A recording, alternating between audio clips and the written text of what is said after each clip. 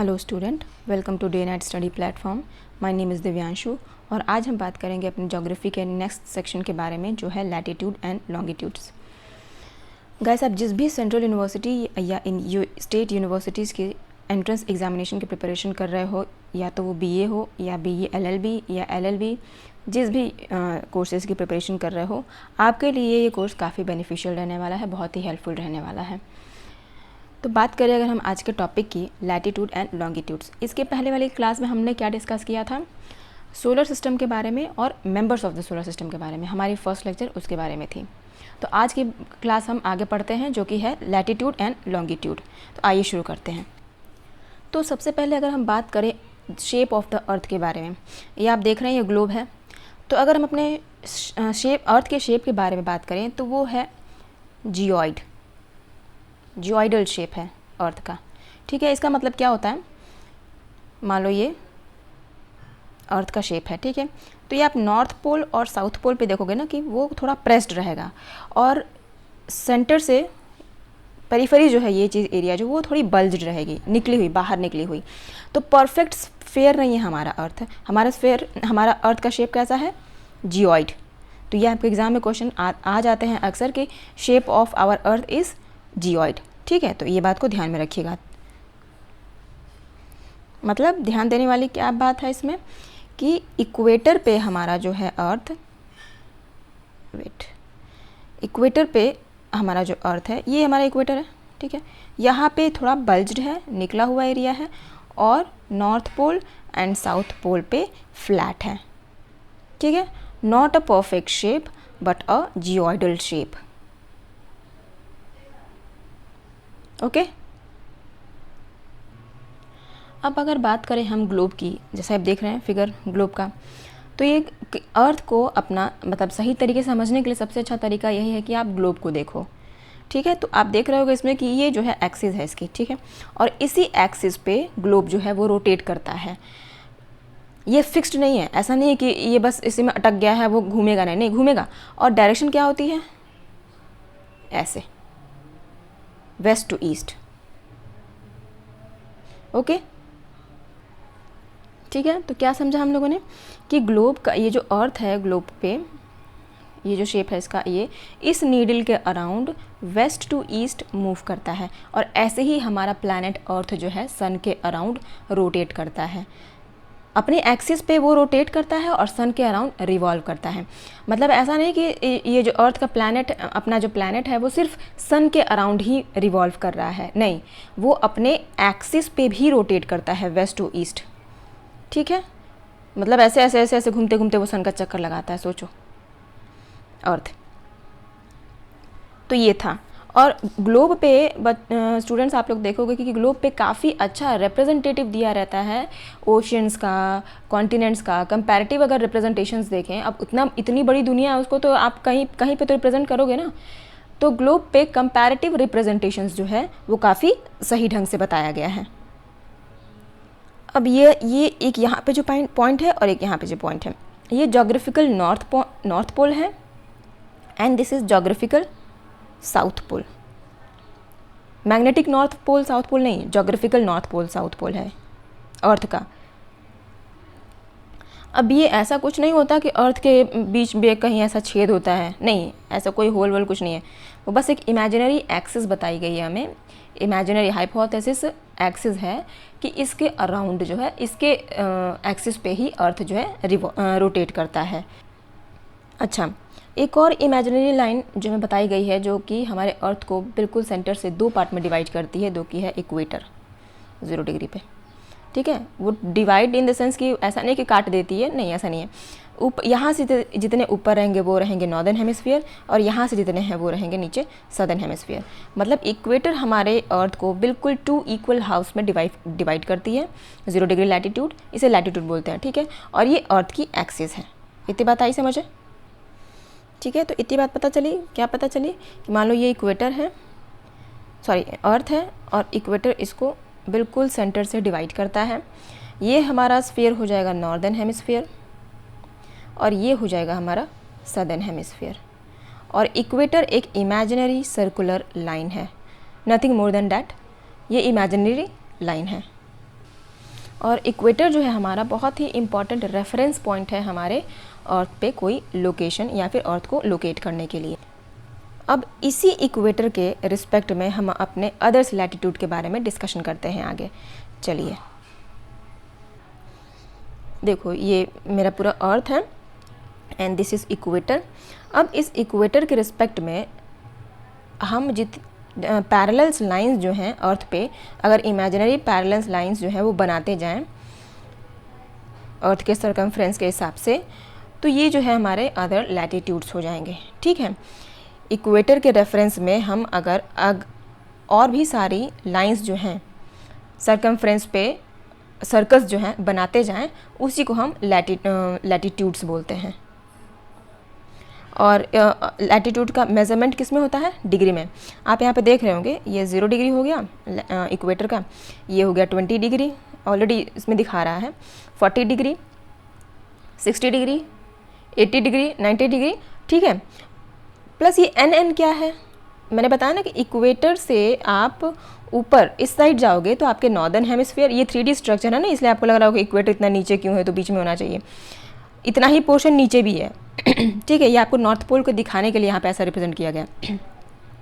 तो जितना भी ऊपर चले जाओगे आपको जो है वो हेमिस्फीयर कौन सा होगा? Northern hemisphere. और जितना आप नीचे आओगे वो पोर्शन कौन सा रहेगा? Southern hemisphere. तो देखो यहाँ पे 20 डिग्री साउथ दिख रहा है, वैसे यहाँ पे 40 डिग्री साउथ भी होगा, 60 डिग्री साउथ भी होगा, नीचे नीचे चले जाओगे तो वैसे वैसे। ठीक है, इतनी बात समझ आई? तो ये आपको ये चीज़ समझनी है कि ये सिर्फ एक इतनी ही लाइन नहीं दिख रही है आपको। ये अर्थ है ना, अगर तो ये पूरा राउंड इसको कर रहा है। ये 3D स्ट्रक्चर में आपको दिखाया नहीं जा सकता ना, वो नहीं समझ आएगा आपको। तो ये क्या कर रहा है कि पूरा सर्कल को पूरे राउंड में ले रहा है, इसलिए आपको ये सिर्फ जो सामने वाली व्यू है वो पता चल रही है। ठीक है, ठीक है। अब क्वेश्चन ये आता है कि ये नॉर्थ पोल वाली कितनी डिग्री है? यहाँ तक तो पता चल गई हमें 80 डिग्री है। ठीक है, नॉर्थ पोल की कितनी डिग्री है? तो देखो, एक पूरा होल सर्किल अगर देखें तो कितने डिग्री का होता है? 360 डिग्री का होता है। ये बात तो सबको पता है। ठीक है, अब 360 में अगर आप यहाँ से कोई लाइन यहाँ तक खींचो, इक्वेटर तक इक्वेटर से लेके इस पॉइंट तक, सेंट्रलाइज पॉइंट तक, तो ये उसका कितना पोर्शन बनाती है? 1/4। ये लाइन जो है इक्वेटर से जो सेंटर तक जा रही है वो कितना बनाती है? 1/4। और 360 का 1/4 कितना होगा? 90 डिग्री। तो ठीक है, इतनी बात समझ आई? मतलब नॉर्थ पोल तक आते आते या तो साउथ पोल तक आते आते अब जितना लैटिट्यूड मानोगे वो कितना है? 90 डिग्री। हाँ, डिपेंड ये करता है कि एस कहाँ लगेगा? सदर्न हेमिस्फीयर में, यानी यहाँ पे, और एन कहाँ लगेगा? नॉर्दर्न हेमिस्फीयर में, यानी यहाँ पे। तो ये जो सेंट्रलाइज पॉइंट है वो नॉर्थ पोल कितने डिग्री का है? 90 डिग्री का। ठीक है, इतनी बात हम लोगों ने समझ लिया। अब आइए इसको पॉइंट वाइज समझते हैं। सबसे पहला पॉइंट है, on the globe of the earth the line of latitudes are circle of different size. मैंने अभी बताया आपको कि ग्लोब पे जो लाइन ऑफ लैटिट्यूड्स हैं, ये सारे लैटिट्यूड्स ही तो हैं, वो सारे डिफरेंट साइज़ के होते हैं। अब जैसे जैसे ऊपर जाओगे इनकी साइज़ जो है वो कम होती जाएगी, कम एन सर्कल किए रहेंगे वो। ठीक है, ये उधर पीछे वाला रिप्रेजेंटेशन है, मैंने आपको ऐसे दिखाने की कोशिश की। ठीक है, तो डिफरेंट साइज़ होते जाएंगे और लॉन्गेस्ट जो है वो इक्वेटर है। ऑब्वियसली ये इक्वेटर क्योंकि ये अर्थ जो है अपना यहाँ पे बल्ज्ड है, यहाँ पे एरिया जो है थोड़ा बाहर निकला हुआ है, फ्लैटेंड ऊपर है, इस साइड में थोड़ा बाहर निकला, तो ऑब्वियसली यहाँ पे एरिया उसकी जो है थोड़ी बढ़ जाएगी। While at the poles at latitudes 90 degree north and 90 degree south the circle shrinks at the point. सबसे पहले मैंने ग्लोब का स्ट्रक्चर देख के आपको बताया था कि नॉर्थ पोल पे और साउथ पोल पे थोड़े से फ्लैटेंड रहते हैं और किनारे किनारे जो हैं थोड़े से बल्ज रहते हैं। नेक्स्ट पॉइंट क्या बता रहा है हमारा? Another imaginary line running on the globe divided into the 2 equal parts. वही इक्वेटर की बात कर रहा है कि एक इमेजिनरी लाइन होती है जो कि अर्थ को 2 पार्ट में डिवाइड करती है। जो नॉर्दर्न हाफ रहता है उसको हम नॉर्दर्न हेमिस्फीयर बोलते हैं और जो सदर्न हाफ रहता है उसे हम सदर्न हेमिस्फीयर बोलते हैं। और वो जो दोनों को इक्वल पार्ट में डिवाइड करती है लाइन जो कि है इक्वेटर, अभी मैंने इसके बारे में देखा, जो कि वो सर्कुलर लाइन होती है। और क्या होता है वो? Important reference point two locate place on the earth. किसी भी पोजीशन का कोई लोकेशन बताने के लिए आपके पास कुछ रेफरेंस पॉइंट्स होने चाहिए। इतनी बात समझ आई। And all parallel circle from the equator up to the pole, equator से लेके पोल्स तक जितने भी पैरेलल सर्कल्स जाते हैं, पैरेलल सर्कल्स एज इन यही लैटिट्यूड्स जो हैं, इक्वेटर से लेके पोल तक जितने भी पैरेलल सर्कल्स जाते हैं are called parallels of latitude. इन्हें हम पैरेलल्स ऑफ लैटिट्यूड बोलते हैं और इसको किस में मेज़र किया जाता है, डिग्रीज में। बताया मैंने अभी आपको थोड़ी देर पहले ही, ठीक है। आगे क्या बात कर रहे हैं हम लोग, equator represent the 0 degree latitude, you all know, सबको पता है वो। Since the distance from the equator to the either of the pole is 1/4, ये इक्वेटर है। अब इक्वेटर से लेके डिस्टेंस जो है पोल तक कितना है, 1/4 ऑफ 360 डिग्री एंगल।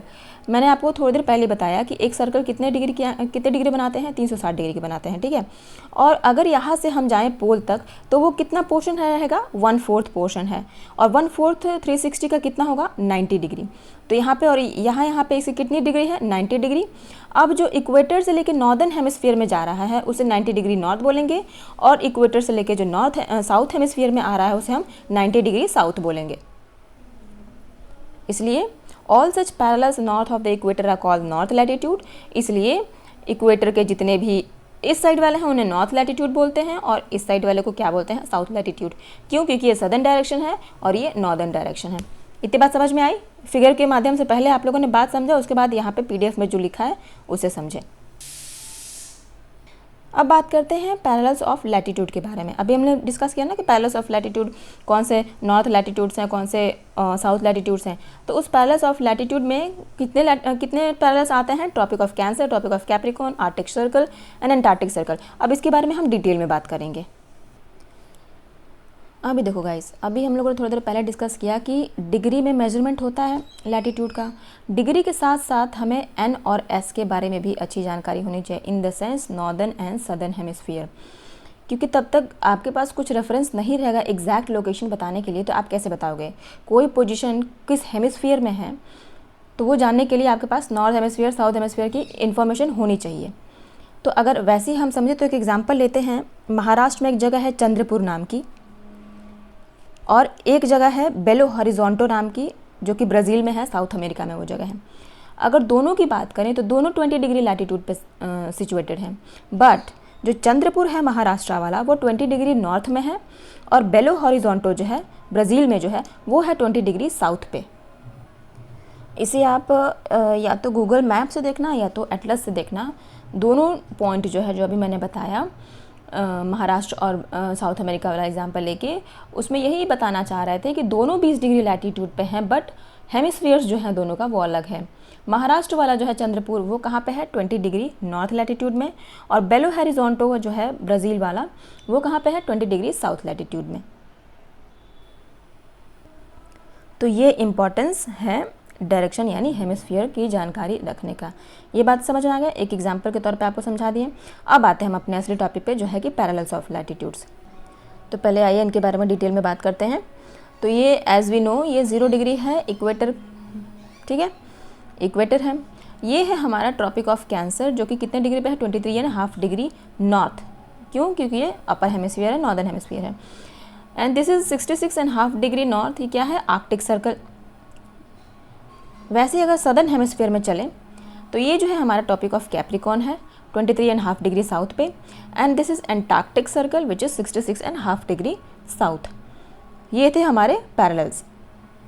अभी आपके दिमाग में ये क्वेश्चन आ रहा होगा कि ये topic of cancer, topic of Capricorn को ये टेढ़ा क्यों दिखाया हुआ है, क्योंकि ये सर्कुलर लाइंस है। सर्कुलर लाइंस को आप रिप्रेजेंट करोगे तो आप ऐसे नहीं दिखा सकते हो ना, तो इसलिए इसे सर्कुलर में रिप्रेजेंट किया गया क्योंकि ये अर्थ में इसी डायरेक्शन में इमेजिनरी लाइंस जो हैं वो खींचे गए हैं। अब ये जो मैंने पैरेलल्स बताए ना विथ देयर डिग्रीज, ये आपको एकदम रटे होने चाहिए, बाय हार्ट जो होता है ये रटे, क्योंकि क्वेश्चन इससे आते ही आते हैं। ओके, तो सारे पैरेलल्स विथ देयर डिग्री आपको याद होने चाहिए। ठीक है, तो हम लोगों ने पैरेलल्स के बारे में बात कर लिया। अब देखिए, अब यहाँ पे ना कुछ हीट जोन्स बनते हैं, दिख रहा होगा आपको, ये torrid zone, north temperate zone, frigid zone, south temperate zone. तो ये सब क्या है, ये सब और कुछ नहीं है, ये सब हीट जोन्स हैं। तो आइए इसके बारे में डिटेल में बात करते हैं क्या होते हैं हीट जोन्स। अब हम देख रहे होंगे स्टूडेंट्स कि ये जो टॉरिड जोन है मतलब ट्रॉपिक ऑफ कैप्रिकॉर्न जो है और ट्रॉपिक ऑफ कैंसर का जो बीच का इलाका है, बीच की जो एरिया है, उसे हम लोगों ने क्या बोला? Torrid zone. This is our torrid zone. Okay, इसे टॉरिड जोन क्यों बोला गया? क्योंकि इस पोर्शन को जो है सबसे ज़्यादा हीट मिलती है as comparison to these two. इस जोन को सबसे ज़्यादा हीट मिलती है। अब अगर बात हमने की हीट की, तो ये हीट इसे कहाँ से मिल रही है? इस जोन को हीट मिल रही है सन से, ठीक है। अब इसी जोन को सबसे ज़्यादा हीट क्यों मिल रही है? क्योंकि जो सन की मूवमेंट है ना, इसी दोनों जोन के बीच में होता है, ठीक है। सन की मूवमेंट इससे आगे नहीं जाएगी, ऐसे नहीं जाएगा सन का मूवमेंट सिर्फ इतने के बीच में ही होगा। आइए समझते हैं इसको कैसे समझना है।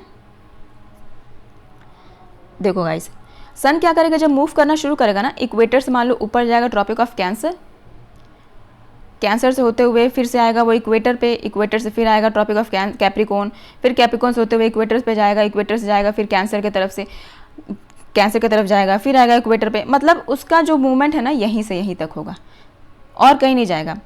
तो आप एक एग्जाम्पल देखना, आपको एग्जाम्पल समझा रहे हैं। कोई भी अगर आप पेपर लो, पीस ऑफ पेपर लो और एक टॉर्च लो, सपोज दिस इज टॉर्च, तो जो आप फोकस करोगे इस पर स्ट्रेट, ये पैरेलल बिल्कुल होनी चाहिए, तो अगर इस पर स्ट्रेट फोकस करोगे तो सिर्फ ये इतने ही एरिया पे लाइट पड़ेगी। तो इसकी जो इंटेंसिटी है, अगर ऐसे वाले पेपर पे देखा जाए, दूसरा एग्जाम्पल लो ऐसे, और यहाँ पे टॉर्च लो एक, और यहाँ से जो लाइट जा रही है, तो इन दोनों की अगर इंटेंसिटी कंपेयर करें हम लोग, तो यहाँ की जो लाइट है ना, वो काफ़ी इंटेंस रहेगी, क्योंकि एक जगह पे फोकस्ड हो रही है उसकी लाइट, क्योंकि इसके जो रेज हैं वो पैरेलल हैं। अब इस केस में अगर देखा जाए तो यहाँ पे जो लाइट है वो स्लैंट हो गई है, थोड़ी सी एंगल जो है वो स्लैंट हो गई है, मतलब तिरछी हो गई है। तो इसकी वजह से क्या हो गया, यहाँ पे लाइट के इंटेंसिटी का डिस्ट्रीब्यूशन हो गया। तो अब जो लाइट है ना, वो इंटेंस उतनी नहीं रही, उतनी फोकस्ड नहीं रही। तो यहाँ पे अगर हीट देखा जाए तो एज़ कंपेरिजन टू यहाँ का हीट जो है वो ज़्यादा होगा। क्यों? क्योंकि यहाँ पे जो लाइट आ रही है वो स्लैंट आ रही है, बट यहाँ पे जो लाइट आ रही है वो कैसी आ रही है? फोकस्ड आ रही है। और यहाँ की हीट क्या होगी? यहाँ वाली हीट है ना जो, वेट मुझे फिर से डायग्राम बनाने दीजिए। यहाँ वाली जो हीट आ रही थी, क्योंकि इसकी इंटेंसिटी कैसी थी? कम थी। और एक यहाँ पे जो लाइट आ रही थी, इसकी इंटेंसिटी कैसी थी? ज़्यादा थी। तो यहाँ पे जो हीट मिलेगा वो उसको कम मिलेगा, क्योंकि इंटेंसिटी जो है यहाँ पे डिस्ट्रीब्यूट हो गई है। बट अगर वही यहाँ पे देखें तो इसको हीट काफ़ी ज़्यादा मिलेगा, क्योंकि यहाँ पे इंटेंस लाइट आ रही हैं पैरेलल रेज की वजह से। ये रेज जो हैं वो पैरेलल हैं, और ये जो रेज हैं वो स्लैंट रेज हैं, तिरछी रेज हैं। तो बात समझ में आई क्या हो रही है? कोई भी चीज़ पे अगर आप फोकस्ड हो गए, अगर लाइट एक पैरेलल लाइन में अगर वो लाइट जा रही है एक पेपर पे, पीस ऑफ पेपर पे, और वो फोकस्ड रह रही है, स्लैंट होकर नहीं जा रही है, तो वहाँ की जो हीट इंटेंसिटी रहेगी वो काफ़ी ज़्यादा रहेगी। बट अगर दूसरे केस में देखा जाए तो अगर पेपर जो है वो थोड़ी सी टिल्टेड है, और वहाँ पे आप टॉर्च की लाइट अगर देते हो, तो वो कैसी रहेगी? जो रेज जाएगी वो रहेगी स्लैंट में, और उसकी इंटेंसिटी जो है वो अब उतनी फोकस्ड नहीं रहेगी, उतनी इंटेंस नहीं रहेगी। तो इसकी वजह से इंटेंसिटी जो है लाइट का वो डिस्ट्रीब्यूट हो जाएगा, और डिस्ट्रीब्यूशन की वजह से वहाँ पे इंटेंसिटी जो है उसकी कम हो गई। तो सेम चीज़ हो रहा है यहाँ पर भी। एक्चुअली सन का मूवमेंट सिर्फ इतने में ही हो रहा है, तो यहाँ पे जो है इतने एरिया पे सन की पैरेलल लाइट तो मिल जा रही है, बट यहाँ पे कैसी मिल रही है? स्लैंट रेज मिल रही है सन की। यहाँ पर भी, वहाँ पे भी वही है, बट यहाँ ये वाला जो एरिया है फ्रिजिड जोन वाला, वहाँ काफ़ी स्लैंट लाइट मिल रही है उसको, ये दोनों फ्रिजिड जोन। और आर्टिक सर्कल और एंटार्क्टिक सर्कल की जो लाइन है वो थोड़ी सी कम इंटेंस है इस वाले एरिया से। तो सबसे ज़्यादा इंटेंस कहाँ पे लाइट मिल रही है हमें? फ्रिजिड टॉरिड जोन में सबसे इंटेंस लाइट। थोड़ी कम इंटेंस लाइट क्यों मिल रही है इस एरिया को? क्योंकि सन का मूवमेंट जो है सिर्फ इन्हीं एरिया के बीच में होता है, ट्रॉपिक ऑफ कैंसर से लेकर ट्रॉपिक ऑफ कैप्रिकॉर्न। तो यहाँ पे जो रेज जाएगी वो पैरेलल जाएगी, बट टेम्परेट जोन में अगर देखें तो थोड़ी स्लैंट जाएगी ऐसे, और फ्रिजिड जोन में देखें तो काफ़ी स्लैंट रहेगी। समझ आई इतनी बात? अब एक और बात समझते हैं कि जब सन जो है इक्वेटर से होते हुए नॉर्थ हेमिस्फीयर में जाएगा, मतलब ट्रॉपिक ऑफ कैंसर की तरफ जाएगा, तो इसका मतलब सन कहाँ पे है? नॉर्दर्न हेमिस्फीयर में है। तो जब ये नॉर्थ हेमिस्फीयर में रहेगा, तो यहाँ वाले जो सदर्न हेमिस्फीयर में है वहाँ पे थोड़ी लाइट की इंटेंसिटी कम रहेगी। मतलब कहने का क्या मतलब है कि जो नॉर्दर्न हेमिस्फीयर है वहाँ पर रहेगी समर, और जो समर ऐसे, ठीक है, और जो सदर्न हेमिस्फीयर है वहाँ पे रहेंगे विंटर्स। ये कब होगा? जब हमारा सन जो है कौन से हेमिस्फीयर में है? नॉर्दर्न हेमिस्फीयर में है। उसी को उल्टा कर दीजिए, सब जब सन आ जाएगा सदर्न हेमिस्फीयर में, जब सदर्न हेमिस्फीयर में आएगा सन, तो यहाँ पे आ जाएंगे आपके समर, और जब और यहाँ पे आ जाएंगे क्या? विंटर। क्यों? क्योंकि सन जो है कौन से हेमिस्फीयर में है? अभी जो है सन सदर्न हेमिस्फीयर में है। तो अगर शॉर्ट में समझे तो क्या कहने का मतलब है मेरा कि अगर सन जाता है ट्रॉपिक ऑफ कैंसर में, कैंसर की तरफ, यानी अगर सन नॉर्दर्न हेमिस्फीयर में है तो सदर्न हेमिस्फीयर में ठंडी पड़ेगी और नॉर्दर्न हेमिस्फीयर में गर्मी पड़ेगी। और वहीं सन अगर आता है ट्रॉपिक ऑफ कैप्रिकॉर्न की तरफ यानी सदर्न हेमिस्फीयर में, तो उस टाइम पे सदर्न हेमिस्फीयर में गर्मी पड़ेगी और नॉर्दर्न हेमिस्फीयर में ठंडी पड़ेगी। क्यों? क्योंकि जब ये सूरज इस सदर्न हेमिस्फीयर में आ रहा है तो नॉर्दर्न हेमिस्फीयर से दूर हो गया वो, तो वहाँ हीट पहुँचनी कम हो गई। वैसे ही उसी केस में अगर वो आ गया ट्रॉपिक ऑफ कैंसर की तरफ, सन जा रहा है, तो इसका मतलब उसकी दूरी किससे ज़्यादा हो गई? अब सदर्न हेमिस्फीयर से ज़्यादा हो गई, तो अब सदर्न हेमिस्फीयर को हीट मिलनी बंद हो गई। बंद नहीं, हीट कम मिल रही है, उसकी वजह से यहाँ पे विंटर्स आ रहे हैं। तो ये जितना भी एरिया है ना ट्रॉपिक ऑफ कैंसर से लेकर ट्रॉपिक ऑफ कैप्रिकॉर्न में, तो इस एरिया में हमारे जितने भी लैटिट्यूड्स पड़ते हैं उन सारे लैटिट्यूड्स पे अगर सेपरेट देखा जाए, हर एक लैटिट्यूड पे साल में एक बार सन की डायरेक्ट रेज ज़रूर पड़ती है। ठीक है, इसका मतलब सबसे ज़्यादा हीट अगर पूरी पृथ्वी पर देखें तो किस जोन को मिलता है? टॉरिड जोन को। रीज़न मैंने अभी बताया, क्योंकि मूवमेंट जो है ट्रॉपिक ऑफ कैप्रिकॉर्न से लेकर ट्रॉपिक ऑफ कैंसर तक ही होता है सन का, तो इसलिए सबसे ज़्यादा हीट कहाँ किसको मिलता है? कौन से जोन को? टॉरिड जोन को। अब यहाँ पे पॉइंट एक आता है कि क्या टॉरिड जोन के अलावा किसी जोन में ऐसा है कि किसी एक लैटिट्यूड पे सन की डायरेक्ट रेज कभी कभार साल में पड़ जाए? तो नहीं, ऐसा नहीं हो सकता। क्यों? क्योंकि सन की जो मूवमेंट है वो ट्रॉपिक ऑफ कैंसर से लेकर ट्रॉपिक ऑफ कैप्रिकॉर्न के बीच तक ही होती है। तो इसके इधर जितने भी एरिया हैं, ट्रॉपिक ऑफ कैंसर से ऊपर जितने भी एरिया हैं, यानी नॉर्थ टेम्परेट जोन में हैं जो एरिया आएगी, उसके ऊपर सन की डायरेक्ट रेज कभी नहीं पड़ेगी। सेम उसी प्रकार जैसे कि ट्रॉपिक ऑफ कैप्रिकॉर्न के नीचे जितने भी एरिया हैं, वैसे ही ना यहाँ पे कभी भी स्लैंट मतलब कभी भी पैरेलल रेज पड़ेगी और ना ही इस रीजन में, मतलब ट्रॉपिक ऑफ कैंसर से ऊपर एंड ट्रॉपिक ऑफ कैप्रिकॉर्न से नीचे जितने भी एरिया आएंगे वहाँ पे सन की डायरेक्ट रेज कभी भी नहीं पड़ेगी। और जब सन की रेज यहाँ पे पैरेलल कभी नहीं पड़ेगी इस एरिया में और इस एरिया में, तो क्या होगा? Temperature as compare to torrid zone, यहाँ के टेम्परेचर थोड़े से कम रहेंगे। क्यों? क्योंकि सन की डायरेक्ट रेज न पड़ने के कारण वहाँ पे जो हीट मिल रहा है वो कम मिल रहा है। यानी कि ऐसे एरिया जो ट्रॉपिक ऑफ कैंसर से लेके नॉर्थ साइड में यानी आर्कटिक सर्कल तक जो पड़ते हैं, यानी ट्रॉपिक ऑफ कैंसर से लेके आर्कटिक सर्कल तक और ट्रॉपिक ऑफ कैप्रिकॉर्न से लेके एंटार्क्टिक सर्कल तक जितने भी एरिया पड़ते हैं उसे हम बोलते हैं टेम्परेट जोन। जैसे कि आपको फिगर से पता चल रहा होगा देख के कि ये है north temperate zone. North temperate zone क्यों? क्योंकि ये नॉर्दर्न हेमिस्फीयर में है, और ये साउथ टेम्परेट जोन क्योंकि ये सदर्न हेमिस्फीयर में है। इतनी बात समझ आई?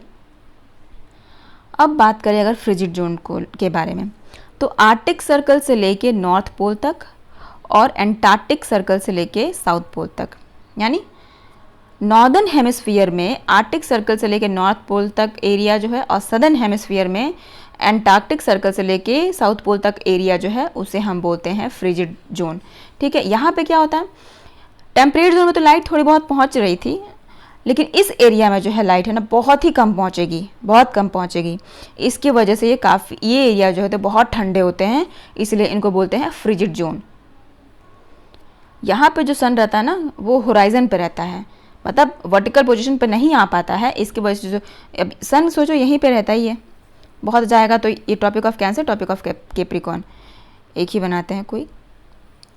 अब यहाँ से इसकी लाइट सोच रहे हो यहाँ जाने में कितने स्लैंट डिग्री पे उसकी पहुंच रही है लाइट, तो इसके वजह से एरिया जो है फ्रिजिड जोन होता है, क्योंकि यहाँ पे सनलाइट जो है उसको बहुत ही कम मिलती है। ठीक है, तीनों जोन्स के बारे में हमें अच्छे समझ में आ गया, frigid zone, temperate zone and torrid zone. ठीक है, अब आइए इसके बारे में कुछ डिस्कशन नीचे। इस फिगर को आप बाय हार्ट अच्छे से पढ़ लेना, क्योंकि फिगर में ही सारे चीज़ आपको नीचे मैंने एक्सप्लेन किया है, वही सारी चीज़ें जो फिगर में आपको दिख रही हैं, ठीक है। अच्छा, अब आते हैं हीट जोन्स के बारे में। तो अगर सेपरेटली बात करें टॉरिड जोन के बारे में, तो देखो क्या बता रहे हैं। The mid day sun is exactly overhead at least once a year on all latitudes in between Tropic of Cancer and Tropic of Capricorn. Tropic of Cancer and Tropic of Capricorn के बीच के अगर area को consider करें तो जो mid day सन होता है वो एक साल में एक बार किसी न किसी एक लैटिट्यूड पे पड़ता ही है। हर लैटिट्यूड पे एक साल में एक बार सन की जो पैरेलल रेज हैं वो पड़ जाती हैं। कहाँ से? ट्रॉपिक ऑफ कैंसर से लेकर ट्रॉपिक ऑफ कैप्रिकॉर्न तक। थोड़ी देर पहले इसके बारे में हम लोग डिस्कस किया था। This area therefore receive a maximum heat and called torrid zone. इसके वजह से ये जो एरिया है वो सबसे ज़्यादा हीट जो है वो रिसीव करती है, इसके वजह से इसे क्या बोलते हैं? Torrid zone. अब आते हैं temperate zone. The mid day sun never shine overhead, मतलब बहुत पैरेलल उस पर तो सन रेज नहीं पड़ेगी on any latitude beyond Tropic of Cancer and Tropic of Capricorn. मतलब ट्रॉपिक ऑफ कैंसर और ट्रॉपिक ऑफ कैप्रिकॉर्न के अगर बियॉन्ड जाएँ, आगे जाएँ, तो कोई भी लैटिट्यूड आपको ऐसा नहीं मिलेगा जिस पे जो है पैरेलल रेज जो है सन की डायरेक्ट रेज जो है वो पड़ सके। The angle of sun's ray goes on decreasing towards the pole. और जैसे जैसे आप पोल की तरफ बढ़ते जाएंगे, मतलब ये मान लो ये है, ये इक्वेटर है, तो जैसे जैसे आप पोल की तरफ बढ़ेंगे, ये पोल है, तो जैसे जैसे आप पोल की तरफ बढ़ेंगे क्या होगा? एंगल ऑफ सन्स रे, मतलब सन की जो रेस पड़ने की जो एंगल है वो कम होती जाएगी। As such the area bounded by Tropic of Cancer and Arctic Circle in northern hemisphere and the tropic of Capricorn and Antarctic Circle in the southern hemisphere. जैसे कि फिगर में मैंने आपको दिखाया था कि ट्रॉपिक ऑफ, अगर नॉर्दर्न हेमिस्फीयर की बात करें, इस हेमिस्फीयर की, तो ट्रॉपिक ऑफ कैंसर से लेके ट्रॉपिक ऑफ आर्टिक सर्कल तक जितने भी एरिया आएंगे वो कौन से होंगे? नॉर्दर्न हेमिस्फीयर में टेम्परेट जोन।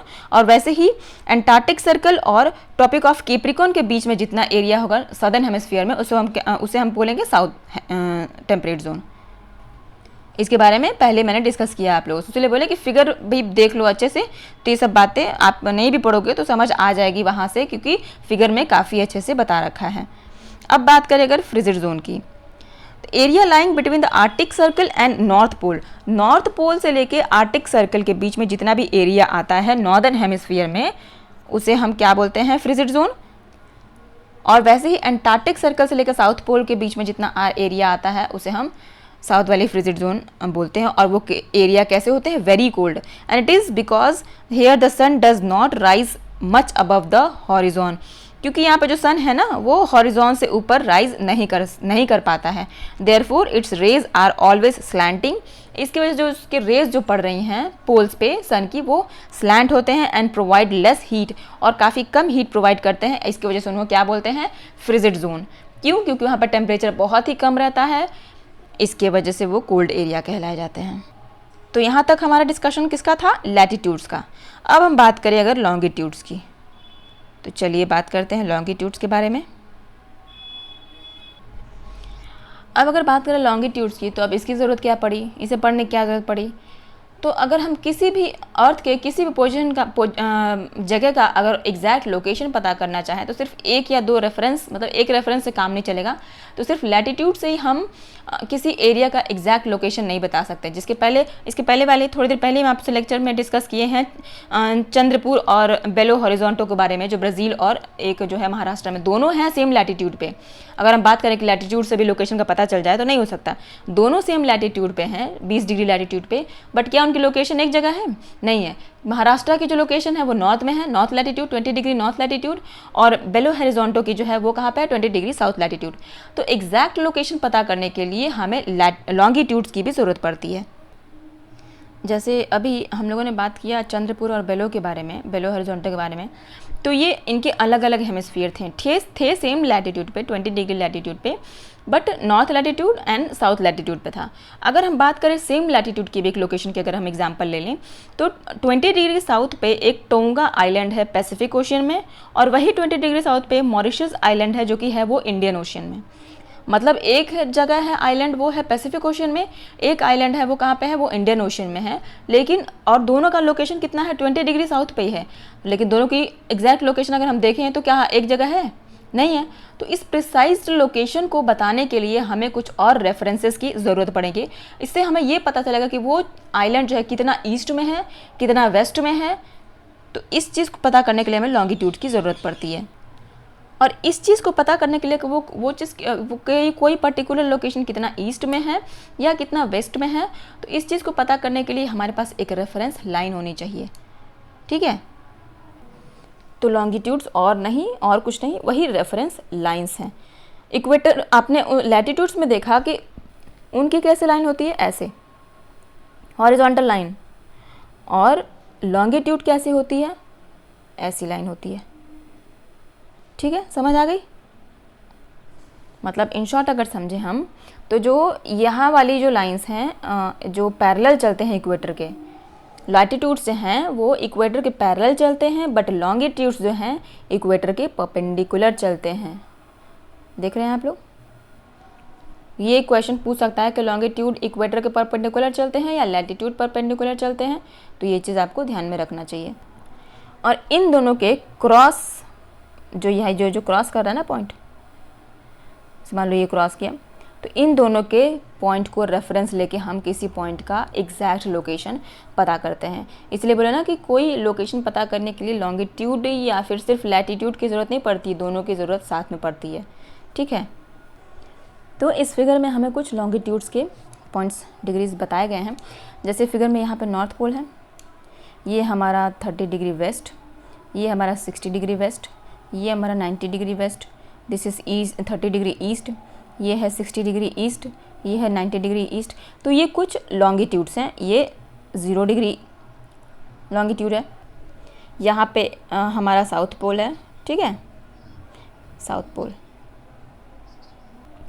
अब हम यहाँ पे डिग्री ऑफ लॉन्गिट्यूड्स के बारे में समझते हैं। जो डिग्री ऑफ लॉन्गिट्यूड्स है ना, वो मिनट्स जो हैं वो सेकंड्स में ब्रेक हुए रहेंगे। अब कोई भी जगह का प्रिसाइज्ड लोकेशन पता करने के लिए, एग्जैक्ट लोकेशन पता करने के लिए डिग्री ऑफ जो लॉन्गिट्यूड्स हैं वो हमें कई पार्ट्स में ब्रेक करना पड़ेगा, मतलब further minutes and then seconds, okay. अच्छा, ये जो लॉन्गिट्यूड्स है ना स्टूडेंट्स, वो सेमी सर्कल है। ऐसा नहीं कि जो लैटिट्यूड्स हम लोग पढ़े थे कि वो पूरे के पूरे सर्कल होते हैं, ऊपर जाने पे एरिया कम होती जाती है, ऐसा नहीं होता है। ये जो होते हैं वो सेमी सर्कल्स होते हैं, और जैसे जैसे ये ऊपर आते जाएंगे या नीचे जाते जाएंगे, इनका जो ये डिस्टेंस है ना यहाँ पे, ये 0 डिग्री हो जाएगा। एक साथ यहाँ पे जब ये एक्यूमुलेट होंगे तो इनकी डिग्री 0 डिग्री हो जाएगी। आपको फिगर में देख के पता चल रहा होगा कि ये दोनों लॉन्गिट्यूड के बीच में जो डिफरेंस है यहाँ पे और यहाँ पे अगर कंपेयर करें तो काफ़ी कम हो जाती है। मतलब जैसे जैसे पोल की तरफ चले जाएंगे इनकी डिग्री जो है वो कम हो जाएगी। इतनी बात समझ आई? ये कुछ मैटर्स था जानने के लिए। अब हम लोगों ने बात किया कि जितने भी लैटिट्यूड्स हैं कोई भी इक्वल नहीं होता। इक्वेटर जो है वो काफ़ी बड़ा सर्कल होता है, इससे ऊपर जाएंगे उससे छोटा, उससे ऊपर उससे छोटा। बट लॉन्गिट्यूड में ऐसा नहीं होता है। लॉन्गिट्यूड्स की सारे लॉन्गिट्यूड्स की जो लेंथ है ना वो सेम रहेगी। लैटिट्यूड में ऐसा नहीं होता है। लैटिट्यूड में है जो उनकी लेंथ जो है वो बढ़ती घटती रहती है, ठीक है। अच्छा, जो लॉन्गिट्यूड्स हैं उसको हम मेरिडियंस बोलते हैं, तो ठीक है। तो उसमें जो सारे मेरिडियंस हैं वो पृथ्वी को 2 इक्वल हाफ्स में डिवाइड करती है। उसमें कौन करता था? इक्वेटर को ग्रेट सर्कल भी बोलते हैं, और इसमें लॉन्गिट्यूड्स हैं, लॉन्गिट्यूड्स को मेरिडियंस भी बोलते हैं। तो जितने भी मेरिडियंस हैं वो अर्थ को 2 इक्वल हाफ्स में डिवाइड करते हैं। अब अगर देखा जाए तो सिर्फ एक मेरिडियन तो है नहीं, कई सारे मेरिडियंस हैं इसमें लॉन्गिट्यूड्स जो हैं। तो उन मेरिडियंस को नंबर देना काफ़ी मुश्किल हो रहा था, कि चूँकि मेरिडियंस को डिवाइड कर सकते हैं या तो हम ईस्ट के तौर पे या तो वेस्ट के तौर पे। तो उनके जो वो थे हिस्टोरियंस थे, उनके बीच में एक ये बात आई, जोग्राफर्स जितने लोग थे, कि किस ऐसे पॉइंट को सेलेक्ट किया जाए। कोई तो एक पॉइंट होना चाहिए ना कि इस पॉइंट से इस साइड ईस्ट रहेंगे, इस पॉइंट से ऑपोजिट साइड वेस्ट रहेंगे।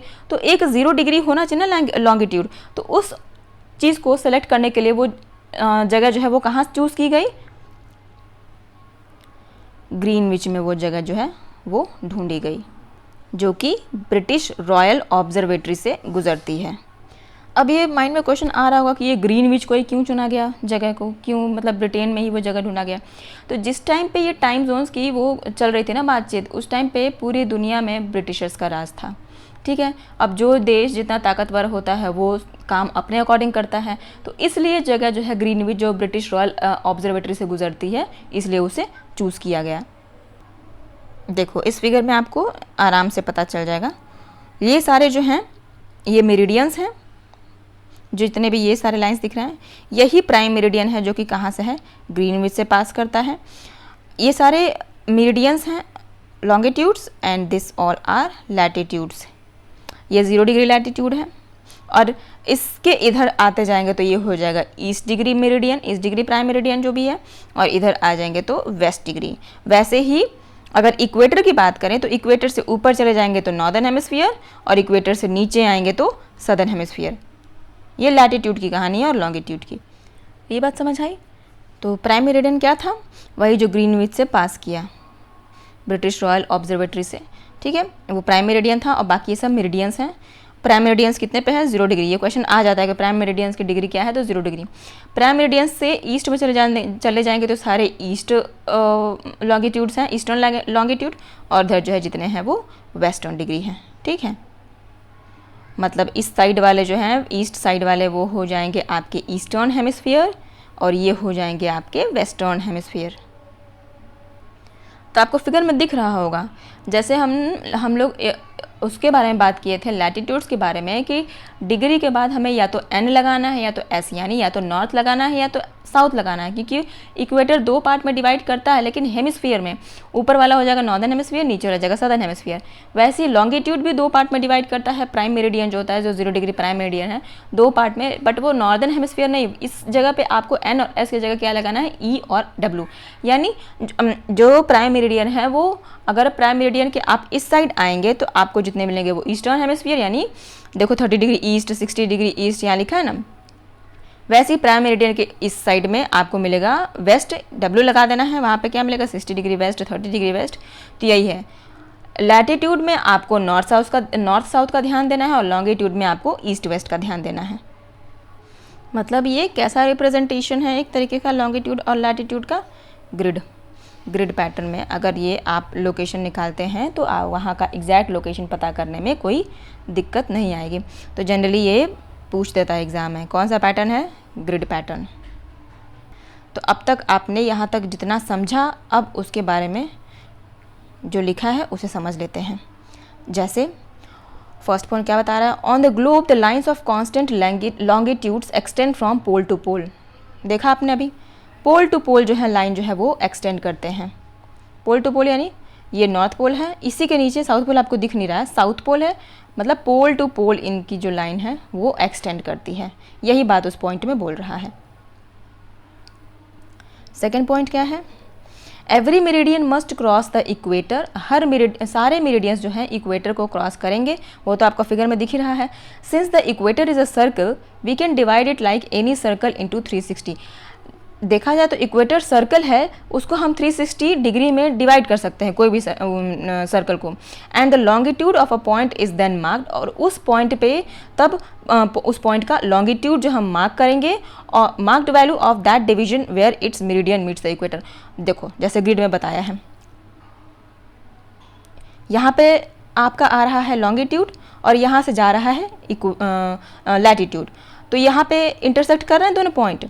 तो किसी पॉइंट का लोकेशन पता करने के लिए, अगर हमें एग्जैक्ट लोकेशन पता करना है तो हम यही देखेंगे कि वो कौन से उस पॉइंट से कौन सी लॉन्गिट्यूड, कितने डिग्री की लॉन्गिट्यूड गुजर रही है, ईस्ट वेस्ट हमें ये पता होना चाहिए, प्लस लैटिट्यूड कितने डिग्री की गुजर रही है, और दोनों का इंटरसेक्शन जहाँ पे होगा उस पॉइंट से हम उसका एग्जैक्ट लोकेशन पता कर सकते हैं। तो इस पॉइंट में वही बात समझाने की कोशिश किया है। अच्छा For historical reason, the longitude passing the Royal Astronomical Observatory in Greenwich. Greenwich जो है प्राइम मेरिडियन जो है 0 डिग्री लॉन्गिट्यूड, वो ग्रीनविच से क्यों पास करता है? यहाँ लिखा है हिस्टोरिकल रीज़न, आपको पता है क्या है वो हिस्टोरिकल रीज़न? कि ग्रीनविच में एक जगह है ओल्ड रॉयल एस्ट्रोनॉमिकल ऑब्जर्वेटरी जो कि ब्रिटेन में है, वहीं से ग्रीनविच पास करती है और उसी को कंसिडर किया गया था प्राइम मेरिडियन के तौर पे। Is one chosen at a 0 degree longitude. 0 degree longitude को ही प्राइम मेरिडियन बोलते हैं, ठीक है। Locate at the eastern edge of the London के जो ईस्टर्न एज पे वो इसका लोकेशन है, ठीक है। और ये क्या है? ब्रिटिश कैपिटल है London. This meridian is called prime meridian. वही बात जो अभी आप लोगों ने समझा उसको यहाँ पे लिख के एक्सप्लेन किया गया है, ठीक है। नेक्स्ट पॉइंट क्या कह रहा है? Its value is 0 degree longitude and from it we count 1 degree eastward as well as 180 degree westward. मतलब 0 डिग्री लॉन्गिट्यूड से ही, ये 0 डिग्री लॉन्गिट्यूड है मान लो, तो इस साइड से हम जितना जाएंगे तो 180 degree eastward and 180 degree westward, तभी जाके सर्कल कंप्लीट होगा। ठीक है, यही बात इसमें समझाने की कोशिश कर रही है। नेक्स्ट पॉइंट क्या कह रहा है, the prime meridian and 180 degree meridian divides the earth into 2 equal halves. जो प्राइम मेरिडियन है 0 डिग्री, ठीक है, इसी के जस्ट ऑपोजिट आप चले जाएंगे, ये तो अर्थ का सामने वाला व्यू था, इसी के ऑपोजिट आप चले जाएंगे आपको 180 डिग्री व्यू दिखेगा। ठीक है, divides the meridian into 2 equal half, ये अर्थ को 2 इक्वल पोर्शन में डिवाइड कर देते हैं, और जो कि इसको क्या बोलते हैं, इधर वाले पार्ट को बोलते हैं ईस्टर्न हेमिस्फीयर और इधर वाले पार्ट को बोलते हैं वेस्टर्न हेमिस्फीयर। वैसे ही लैटिट्यूड्स में कौन से लैटिट्यूड्स अर्थ को 2 इक्वल हाफ में डिवाइड करता है, 0 डिग्री लैटिट्यूड यानी इक्वेटर, इक्वेटर को और भी क्या बोलते हैं, ग्रेट सर्कल। ठीक है, वो किस किस हेमिस्फीयर कैसे डिवाइड करता है अर्थ को, नॉर्दर्न हेमिस्फीयर और सदर्न हेमिस्फीयर में, और ये कैसे डिवाइड करता है, eastern hemisphere and western hemisphere.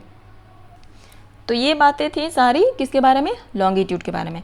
तो हमने किसके बारे में बात कर ली, लैटिट्यूड के बारे में, लॉन्गिट्यूड के बारे में। यहाँ तक आपको बात समझ में आ गई होगी। अब आगे बढ़ते हैं, तो अब बात करते हैं लॉन्गिट्यूड एंड टाइम के बारे में। ठीक है, तो best means of measuring time is by movement of the earth, moon and planets. ये प्लैनेट्स है, ठीक है, आर नहीं होगा, टी होगा। तो सबसे अच्छा जो पहले के टाइम में सबसे अच्छा जो मेजरिंग टाइम मतलब टाइम को मेज़र करने का तरीका बताया जाता था, वो सन के मूवमेंट्स को देख के। सन, अर्थ या प्लैनेट के, अर्थ के मूवमेंट तो नहीं समझ आती थी, लेकिन सन के मूवमेंट्स को देख के सबसे ज़्यादा अच्छे तरीके से टाइम जो है पहले के टाइम में पता की जाती थी। क्यों, क्योंकि सन जो है वो रेगुलर इंटरवल ऑफ टाइम पे हमेशा सन सेलेस्टियल बॉडी वो हमेशा अपना काम करेगा। हमेशा सुबह सूर्योदय होती थी, हमेशा शाम को सूर्यास्त होता था, तो इसलिए सन को चूज़ किया गया टाइम को बताने के लिए। और ये बताया गया कि जो लोकल टाइम जो थे, लोग कैसे पता करते थे कि जिस टाइम सन का जो शैडो होता था वो सबसे अगर छोटा हो रहा है तो उस टाइम बज रहे होंगे दिन के 12। यही बात इसमें बोला गया। देखो, local time can be record by shadow cast by the sun which is the shortest at noon and longest at sunrise and sunset. मतलब जब दिन में 12 बज रहा होगा तो वो शैडो जो बनेगा वो बहुत छोटा बनेगा, और सनराइज़ और सनसेट पे वो जो शैडो है वो काफ़ी बड़ा बनेगा। अब नून में वो शैडो छोटा क्यों बनेगा, क्योंकि पैरेलल सन की जो है ना वो पैरेलल रेज जो है वो अर्थ पे पड़ रही है, और सनसेट और सनराइज के टाइम पे सन की जो है वो स्लैंटिंग रेज पड़ रही है। तो अभी आगे हम लोगों ने डिस्कस किया था कि स्लैंटिंग में क्या होता है, एंगल्स छोटे हो जाते हैं, जो सन की रेज है वो काफ़ी फैल जाती हैं, फोकस्ड नहीं रहती हैं, इसलिए आपको लगता होगा कि सुबह में और शाम के टाइम सन की जो रेज रहते हैं वो काफ़ी डिस्ट्रीब्यूटेड मैनर में पड़ती है धरती पे। इसकी वजह से टेम्परेचर जो है वो कम लगता है, क्योंकि इंटेंसिटी जो है हीट की वो कम हो जाती है। बट अगर दोपहर में देखें 12 बजे नून में क्या होता है कि शैडो जो है वो सबसे कम पड़ती है, बट पैरेलल फोकस होने की वजह से टेम्परेचर जो है काफ़ी हैवी फील होता है। क्यों, क्योंकि इंटेंसिटी जो है बहुत ज़्यादा होती है लाइट की। समझ आई यहाँ तक बात? ये था हमारा फर्स्ट पॉइंट। अब नेक्स्ट पॉइंट क्या बोल रहा है, when the prime meridian of Greenwich has the sun at the highest in the sky, all the place along this meridian will have a midday और नून। कहने का क्या मतलब है कि ये मान लो अर्थ है, प्राइम मेरिडियन यानी लॉन्गिट्यूड के बारे में बात हो रही है, 0 डिग्री लॉन्गिट्यूड के बारे में। तो इसमें ये बोल रहा है कि जब प्राइम मेरिडियन के ऊपर अगर 0 डिग्री लैटिट्यूड के ऊपर अगर सन की पैरेलल रेज पड़ रही हैं, तो इस लॉन्गिट्यूड पे जितने भी लोकेशन रहेंगे वो सेम टाइम बताएगा जो एक पॉइंट पे बता रहा है। मतलब मान लो सन इस पे पैरेलल रेज जो है अपना दे रहा है, एकदम वर्टिकल रेज सन की जो है इस पे पड़ रही हैं, तो जो टाइम यहाँ पे मान लो 12, इसका मतलब अगर वर्टिकल रेज पड़ रही हैं तो 12 बज रहा है, दिन के दोपहर के 12 बज रहे हैं, तो 12 बजे टाइम अगर जो यहाँ पे है वही 12 बजे इस सेम लैटिट्यूड पे, इसी लैटिट्यूड के सारे पॉइंट पे होगा, सारे लोकेशन पे उतना ही टाइम होगा जितना कि एक लोकेशन पे होगा सन की जो वर्टिकल रेज पड़ रही हैं इसकी वजह से। ये कौन सी पॉइंट की बात थी, ये 0 डिग्री पॉइंट की बात थी। ये सामने वाले अर्थ का सामने वाला व्यू है। अगर बैक व्यू देखेंगे आप तो ये 180 डिग्री जो है बैक व्यू रहेगा। 0 डिग्री जहाँ पे है ना, वही पीछे आप जाएंगे तो 180 डिग्री रह जाएगा। लेकिन ये दोनों सेम नहीं है, ऐसा नहीं है कि 0 डिग्री पे जैसा हो रहा है वो 180 डिग्री पे भी होगा, नहीं ऐसा नहीं होगा, ठीक है, क्योंकि एक लॉन्गिट्यूड जो है वो एक सेमी सर्कल बना रहा है। जैसे लैटिट्यूड पूरा का पूरा सर्कल बनाता था, 0 डिग्री लैटिट्यूड एक सर्कल बनाएगा, 20 डिग्री लैटिट्यूड एक सर्कल बनाएगा, वैसे इसमें नहीं है। लॉन्गिट्यूड सिर्फ सेमी सर्कल बनाता है, 0 डिग्री एक सेमी सर्कल बनाएगा, 180 डिग्री एक अलग सेमी सर्कल बनाएगा, ठीक है। तो जो सेम कैरेक्टरिस्टिक्स है 0 डिग्री लॉन्गिट्यूड पे वो 180 डिग्री लॉन्गिट्यूड पे नहीं होगी। अब नेक्स्ट पॉइंट में है, एक डायग्राम आपको समझना पड़ेगा, बट उसके पहले ये चीज़ समझो। As the earth rotates from west to east, west से ईस्ट में डायरेक्शन में, ऑब्वियसली वो तो रोटेशन का वो उसका पाथ ही है, वैसे ही अर्थ रोटेट करता है। Those placed east of Greenwich will be ahead of Greenwich time, जितने भी जगह जो है ग्रीनविच से आगे के टाइम में आएंगे, यानी ग्रीनविच से ईस्ट के साइड में हैं वो उनसे कुछ टाइम में आगे चलेंगे, और जो ग्रीनविच के वेस्ट के साइड में है वो उनसे कुछ टाइम पीछे चलेंगे। अब ये हो क्यों रहा है? देखो, अर्थ का मूवमेंट अपने एक्सिस पे जो है अर्थ मूव कर रहा है, सॉरी ये एक्सिस है, ठीक है, ये नहीं होगा, तो एक्सिस पे मूव कर रहा है। तो अगर एक सर्कल कितने और एक रोटेशन कंप्लीट करने में कितना डिग्री उसका जा रहा है, 360 डिग्री जा रहा है। 24 घंटे में वो 360 डिग्री की एंगुलर डिस्टेंस जो है वो कवर कर रहा है। तो अगर हम बात करें कि एक लैटिट्यूड और दूसरे लैटिट्यूड के बीच में उसको जाने में कितना टाइम लग रहा है, तो देखो 360 डिग्री जो है वो 24 घंटे में कंप्लीट कर रहा है। 360 डिग्री की एंगुलर डिस्टेंस वो 24 घंटे में कवर कर रहा है, तो एक घंटे में कितना कवर करेगा? 360/24 यानी 15 डिग्री जो है वो एक घंटे में कवर कर रहा है। क्या डिस्टेंस, एंगुलर डिस्टेंस, अर्थ जो है 15 डिग्री एक घंटे में कवर कर रहा है। इतनी बात समझ में आ गई? ये थोड़ा कॉन्सेप्चुअल है, थोड़ा साइंटिफिक भी है, आप लोगों से बार बार देखना, अगर नहीं समझ में आए तो बार बार लेक्चर को देखना, समझ आएगी तब। मतलब हर एक लॉन्गिट्यूड के बीच का डिफरेंस कितना है? 15 डिग्री, यानी एक घंटे में 15 डिग्री पे हम दूसरे लॉन्गिट्यूड पे पहुंचेंगे।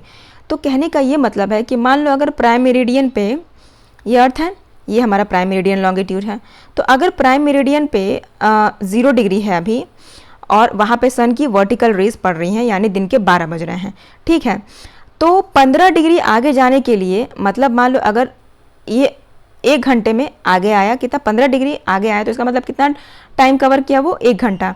यानी ईस्ट में अगर हम जाते जाएंगे तो इसके बाद वाली जो लॉन्गिट्यूड आएगी वो उससे कितना आवर ज़्यादा रहेगी? एक घंटा। मतलब यहाँ पे बज रहे होंगे, अब इस एरिया पे बज रहे होंगे कितने? 1 बज रहे होंगे दोपहर के, क्योंकि अब जैसे जैसे आप ईस्ट जाओगे टाइम जो है वो आगे बढ़ता जाएगा, और जैसे वेस्ट जाओगे वैसे वो टाइम पीछे चला जाएगा। तो अगर मान लो यहाँ पे 12 बज रहे हैं प्राइम मेरिडियन पे, तो ईस्ट में जाओगे तो वो 1 बजेगा, 2 बजेगा, 3 बजेगा, वो लॉन्गिट्यूड पे डिपेंड कर रहा है कि आपकी लोकेशन कहाँ पे है, ठीक है। और वैसे ही अगर वेस्ट में जाओगे तो अगर प्राइम मेरिडियन पे 12 बज रहा है तो यहाँ 11 बजे आपको 1 घंटे पहले मिलेगा, उसके बाद 10 बजे, उसके बाद 9 बजे, ऐसे। मतलब कहने का ये मतलब है कि वेस्ट साइड में आपको टाइम कम मिलेगा, मतलब ग्रीनविच से पीछे जाएंगे आप, और ग्रीनविच का जो 0 डिग्री है अगर वहाँ से आप ईस्ट में जाएंगे तो आपको वहाँ पे टाइम अहेड, मतलब उससे टाइम आगे चलता हुआ दिखेगा। यही बात इस पॉइंट में समझाई गई है। At any place a watch can be adjusted to read 12 o'clock, 12 बजे तक का एक क्लॉक सेट किया गया। When the sun is at the highest point in the sky, जब सन जो है अपने हाईएस्ट पॉइंट पे है, मतलब मिड डे यानी कि दोपहर में, the time show by such a watch will be given a local time of that place. तो उस टाइम पे जो वॉच टाइम शो कर रहा है वही उसका लोकल टाइम होता है, ठीक है। अब ये क्यों होता है इसका भी एग्जाम्पल लेके हम आपको समझाने की कोशिश किए। तो आइए पूरे के पूरे फिनोमेनन को हम एक डायग्राम से समझते हैं, विजुअल रिप्रेजेंटेशन, ठीक है। ये है हमारा ग्रीनविच जो कि पास करता है इंग्लैंड से, देखो यहाँ पे है इंग्लैंड, ग्रीनविच है ये, ठीक है। तो यहाँ से देखिए ये आपको +1 +2 +3 +4 +5 दिख रहा होगा। तो मतलब हमारा अर्थ कैसे मूव कर रहा है? ऐसे वेस्ट टू ईस्ट मूव करता है, ठीक है, सबको पता है ये। तो इसमें देखिए आप क्या देखेंगे कि जैसे जैसे हम एक एक लॉन्गिट्यूड आगे बढ़ते जाएंगे वैसे वैसे टाइम जो है हमारा आगे चलता जाएगा, ठीक है। अब देखिए यहाँ से जो मैप है ना, ये जो है ये रशिया का मैप है, ठीक है। अब रशिया सोचो इतना बड़ा कंट्री है, तो सिर्फ एक टाइम जोन से इनका कैसे वो होगा, जो टाइम यहाँ पे होगा वही टाइम यहाँ पे होना इम्पॉसिबल है। क्यों? क्योंकि इसमें इतने सारे लॉन्गिट्यूड्स आ रहे हैं और एक लॉन्गिट्यूड कितना टाइम कवर करता है, 1 घंटा। ठीक है, तो रशिया के कितने टाइम जोन्स हैं, कितने टाइम जोन को रशिया को डिवाइड किया गया है कितने टाइम जोन्स में, 11, टोटल 11 जोन्स हैं रशिया के टाइम जोन्स। इंडिया का एक ही टाइम जोन है। ठीक है, बट इंडिया कितने टाइम आगे चलती है ग्रीनविच से, 5.5 घंटा। देखो यहाँ पे लिखा हुआ है 5.5 घंटा। तो क्वेश्चंस जनरली से ऐसे ही आते हैं कि इंडिया जो है ग्रीनविच टाइम से या प्राइम मेरिडियन से कितना आगे चलता है, तो 5.5 आवर। और रशिया सबसे ज़्यादा कौन से कंट्री के पास टाइम जोन्स हैं, रशिया के पास, यानी टोटल 11 टाइम जोन्स हैं। ठीक है, तो क्वेश्चंस इससे ये आते हैं। अच्छा, तो आप देख रहे हैं कि ईस्टवर्ड हम जैसे जैसे जाते जा रहे हैं, हमारा टाइम जो है वो बढ़ता जा रहा है। ठीक है, और वेस्टवर्ड आ रहा है हम, तो टाइम जो है माइनस हो रहा है। मतलब ग्रीनविच पे अगर 12 बजे हैं, तो अगर आप ईस्ट में आएंगे तो यहाँ पे आपका टाइम जो है 1 बजेगा, यहाँ 2, यहाँ 3, लोकेशन के हिसाब से, जो भी जिस जगह पे वो लोकेट कर रहा है, कोई भी पोजीशन, कोई भी कंट्री, उस हिसाब से वहाँ हम ऐड करते जाएंगे। बस ध्यान ये रखना है कि हर एक लॉन्गिट्यूड जो है 15 डिग्री का होता है और हर एक लॉन्गिट्यूड कितना टाइम कवर करता है, 1 आवर। वैसे ही अगर हम वेस्ट में आते जाएँ, तो अगर ग्रीनविच पर टाइम 12 बज रहा है, तो यहाँ पर हो जाएगा 11, यहाँ पर हो जाएगा 10, ऐसे ही मतलब टाइम जो है वो पीछे चला जाएगा। ये आपको रिप्रेजेंटेशन देने का ये मतलब था कि आपको बातें अच्छे से समझ आ जाए। तो अब तक हमने बात करी थी जो वो वर्ल्ड का टाइम जोन, हम इंडियन स्टैंडर्ड वर्ल्ड का टाइम जोन जो था वो पढ़ रहे थे। अब अगर हम बात करें इंडियन स्टैंडर्ड टाइम के बारे में, तो देखिए ये हमारा इंडिया का नक्शा, मतलब इंडिया का मैप है। ठीक है, अब यहाँ पे जो टाइम है और यहाँ पे जो टाइम है, दोनों में ना 2 घंटे का डिफरेंस है। ठीक है, 2 घंटे का डिफरेंस है। तो अगर गुजरात में जो टाइम हो रहा है वही अरुणाचल में होगा, ये कोई ज़रूरी नहीं, ये नहीं है ज़रूरी। तो ये इनकन्वीनियंस होता है लोगों को ना, कि अब 2 घंटे गुजरात में आगे पीछे चल रहा है और अरुणाचल प्रदेश आगे चल रहा है, तो ये लोगों को दिक्कत होती। क्यों? क्योंकि उस टाइम पे जब ये टाइम जोन बना, उस टाइम पे लोग उतने पढ़े लिखे नहीं थे। प्लस अब सिर्फ लोगों से ही नहीं, सोचो अब ट्रेन के डिसाइड जो टाइम से होगा, तो वो अरुणाचल में कुछ और टाइम है, गुजरात में कुछ और टाइम है, तो लोगों को इससे काफ़ी दिक्कत होती। तो इस वजह से इंडिया को कोई एक स्टैंडर्ड टाइम ढूंढा गया, जो कि ये है 82.5 डिग्री ईस्ट। ये इसको याद कर लेना, इंडियन स्टैंडर्ड मेरिडियन जो है वो है 82.5 डिग्री ईस्ट। ये बहुत इंपॉर्टेंट है, ये क्वेश्चन पूछता है एग्जाम में। ठीक है, इसे याद कर लेना अच्छे से। तो ये कहाँ से पास करता है, नैनी से पास करता है। नैनी जो कहाँ है, इलाहाबाद में है। ठीक है, तो इसको ऐसे तरीके से डिवाइड किया गया ताकि इंडिया जो है एक ही टाइम जोन को फॉलो करे, मतलब जो टाइम गुजरात में होगा वही टाइम अरुणाचल में भी होगा। ओके, ये है इंडियन स्टैंडर्ड टाइम। तो चलिए देखिए वही बातें यहाँ पे लिखी हुई हैं। क्या लिखा है, this is imaginary lines passing through the mid of standard meridian in the middle of the country. ये एक इमेजिनरी लाइन है जो कि मिडिल ऑफ कंट्री जो पास करती है, उसको क्या बोलते हैं, standard meridian. And standard time of the country is followed all over the country to avoid inconvenience. और एक स्टैंडर्ड टाइम फॉलो किया जाता है पूरे कंट्री में, ताकि इनकन्वीनियंस को जो है वो रिजॉल्व किया जा सके, किसी को कोई परेशानी ना हो, caused by difference in local times of different places.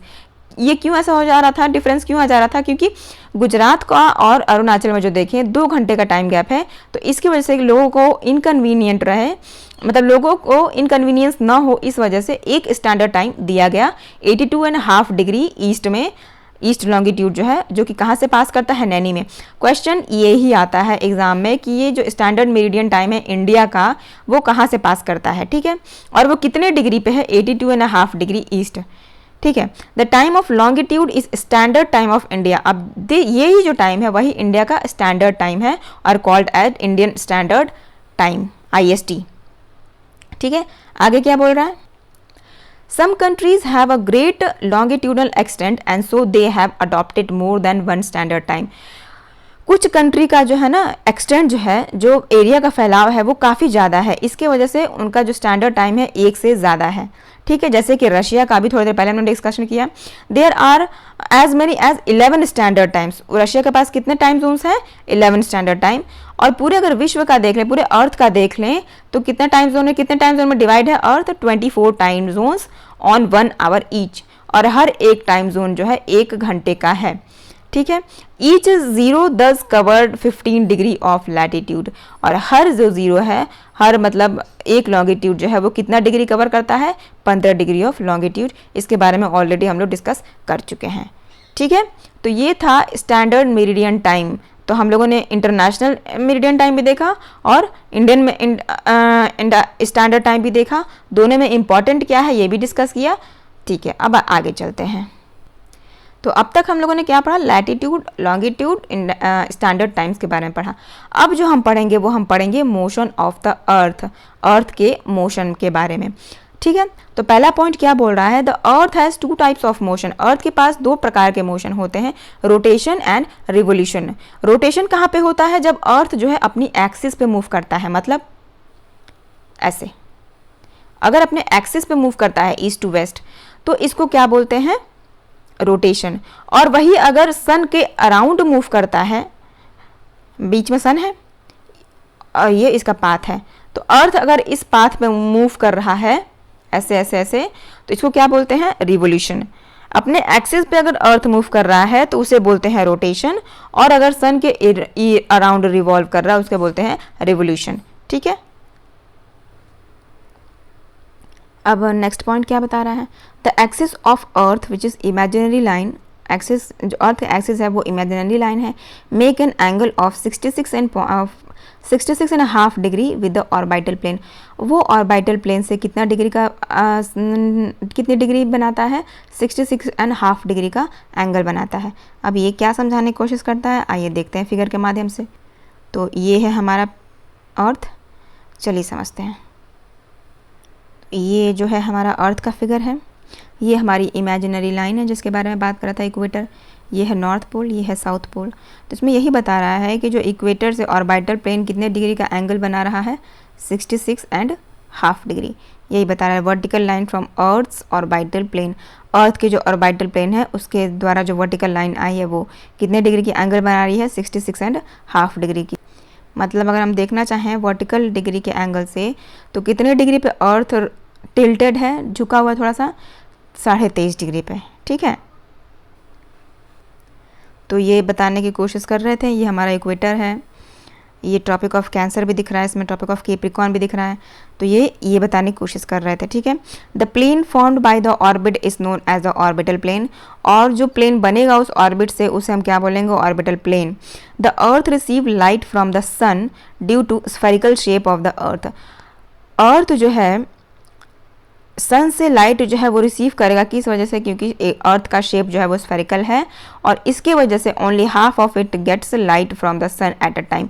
इसके वजह से स्फेयर में शेप होने की वजह से केवल स्फेयर का हाफ पोर्शन ही जो है सन की लाइट एक समय पे प्राप्त कर सकती है। The portion facing the sun experience day, जो पोर्शन सन की तरफ मतलब अर्थ का जो हिस्सा सूरज की तरफ है वहाँ पे दिन रहेगा, while the other half away from the sun experienced night, और जो हिस्सा सन के ऑपोजिट में है वहाँ पे नाइट रहेगा, क्योंकि वहाँ पे सनरेज नहीं पड़ रही हैं। The circle that divides the day from the night on the globe is called circle of illumination. अच्छा, ये अभी आप आगे फिगर में देखेंगे। द सर्कल, जो सर्कल डिवाइड करती है डे और नाइट के बारे में। अब आप अगर एक बॉल ले लो, एक एग्जांपल से समझो, बॉल लो, क्रिकेट बॉल जो होता है, और एक साइड से उसको पकड़ो और उस पर टॉर्च जलाओ, तो आप कभी भी ऐसा नहीं देखेंगे, मतलब टॉर्च ऐसा नहीं कि उसके ऊपर से जला देना, नहीं, आप एक टॉर्च लो एक हाथ में और एक हाथ से एकदम पैरेलल लाइन पे उसके टॉर्च जलाओ, पैरेलल रेज उसके पे पड़े, तो आप देखोगे कि जिस साइड टॉर्च का चेहरा पड़ा, मतलब टॉर्च के चेहरे के साइड जो बॉल जिस हिस्से में पड़ा हुआ है वहाँ पे टॉर्च की रोशनी जाएगी, इसकी वजह से वो हिस्सा जो है उजाला दिखेगा, मतलब लाइट दिखेगी उसमें। लेकिन वही साइड जिस पे लाइट नहीं पड़ रही, जो आपके हाथ के हिस्से में आ रहा है, हाथ के साइड में, वहाँ पे लाइट नहीं पड़ रही है, तो वहाँ अंधेरा समझ में आएगा। तो यही वो चीज़ बताने की कोशिश कर रहा है। The circle that divide the day from night and the globe is called circle of illumination. जो आप जैसे सन रेज जब पड़ेगी तो जो हिस्सा, एक हिस्सा डे आएगा एक हिस्सा नाइट आएगा, तो जो हिस्सा डे नाइट के बीच में पड़ रहा है, जो डिवाइड कर रहा है, डे और नाइट को, उसे हम क्या बोलते हैं, circle of illumination. And this circle do not coincide with the axis, और ये सर्कल जो है एक्सिस से नहीं कटेगा, मतलब एक्सिस से कोइंसाइड नहीं करेगा। फिगर के माध्यम से आपको अच्छे समझ में आ जाएगी। पहले यहाँ की थियरी कंप्लीट करो, उसके बाद the earth takes 24 hour to complete one revolution on its axis. Earth जो है अपने एक्सिस पे रोटेट करता है, पूरी रोटेशन कितने घंटे में कंप्लीट करता है, 24 घंटे में। The period of rotation is called the earth day, और रोटेशन का जितना पीरियड होता है ना 24 आवर्स, उसको क्या बोलते हैं, earth day. This is the daily motion of the earth, और ये अर्थ का जो रोटेशन है ना वो डेली मोशन रोटेशन है, ठीक है। देखो यही उस फिगर में समझाने की कोशिश, उसमें समझाने की कोशिश कर रहे हैं क्या, day and night on earth due to rotation. अब ये अर्थ है, ये इसकी एक्सिस है, ठीक है, नॉर्थ पोल है, साउथ पोल है, और ये देखो यहाँ पे लिखा है सर्कल ऑफ एल्यूमिनेशन। तो ये क्या था सर्कल ऑफ एल्यूमिनेशन, वो लाइन होती है जहाँ पे डे और नाइट को जो लाइन डिवाइड करती है अर्थ के, उसको हम सर्कल ऑफ एल्यूमिनेशन बोलते हैं। ये इंपॉर्टेंट हो सकता है आपके लिए, इसको मार्क कर लेना, ठीक है। यही बात इसमें बताने की कोशिश की गई है। अब इसमें आपको साफ साफ दिख रहा होगा कि जो हिस्सा सन के साइड पड़ा हुआ है, मतलब ये इतना हिस्सा, जो हिस्सा सन के साइड पड़ा हुआ है वहाँ पे डे है, और जो हिस्सा सन के ऑपोजिट साइड में है वहाँ पे नाइट है।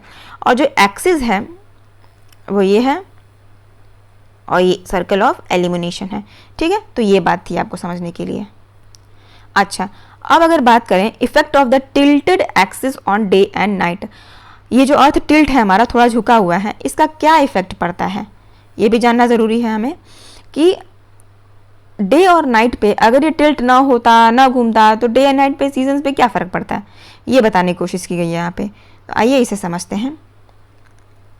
पहले तो इसमें कुछ टर्मिनोलॉजीज़ हैं जो कि आपको समझना है, जैसे कि, एक मिनट मुझे ऊपर करने दो, पूरा फिगर साफ दिखे। हाँ,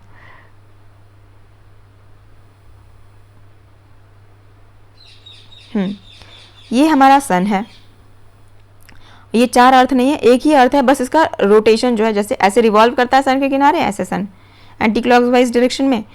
तो अपने जैसे कौन सेपरेट जगह पे जब अर्थ पहुंच रहा है, तो वहाँ का एक पर्टिकुलर फिगर आपको समझाने की कोशिश करिए कि वहाँ पे कैसे कैसे क्या क्या हो रहा है। तो बात करें अगर हम यहाँ की,